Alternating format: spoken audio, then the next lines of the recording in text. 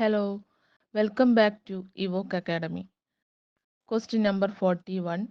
ഔചിത്യം എന്നതിനെ ഏറ്റവും യോജിക്കുന്ന പ്രസ്താവന ഏത്? 1. കാവ്യത്തിന് സ്ഥിരവും ജീവിതഭൂതവുമായിരിക്കുന്നത്. 4. രസസിദ്ധമായ കാവ്യത്തിന്റെ സ്ഥിരമായ ജീവിതം. ഇതിലെ ഓപ്ഷൻ ബി 1 and 4 ആണ് ഏറ്റവും യോജിക്കുന്ന പ്രസ്താവനകളായിട്ട് വരുന്നത്. Question number 42. വാക്യത്തിന്റെ വാച്യാർത്ഥ പ്രതീതിക്ക് ശേഷം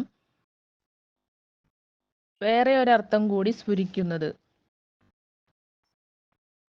അഭിധാമൂല വ്യഞ്ജന. ഓപ്ഷൻ എ അഭിധാമൂല വ്യഞ്ജന. Question number 43. സംവിധാന ഭംഗിയാണ് കല എന്ന് അഭിപ്രായപ്പെട്ട നിരൂപകൻ ആര്? Option B K Bhaskaran Nair. Question number 44. കാവ്യവിൽപ്പത്തി എന്ന നിരൂപണ കൃതിയുടെ കർത്താവ് ആര്? Option D M P Sankunni Nair. Question number 45.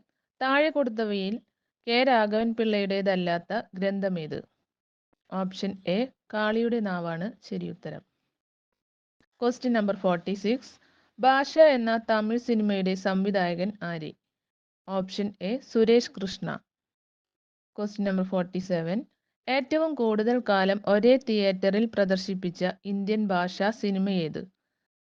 Option D Dilwale Dulhania Le Jayenge. Question number 48. Kesari A ബാലകൃഷ്ണപിള്ളയുടെ രൂപമഞ്ജരി എന്ന കൃതി ആദ്യം പ്രസിദ്ധീകരിച്ച വർഷമേത്?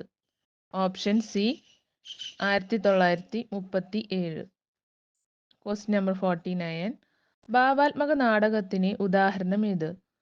Option B Samathwavadi. Thank U.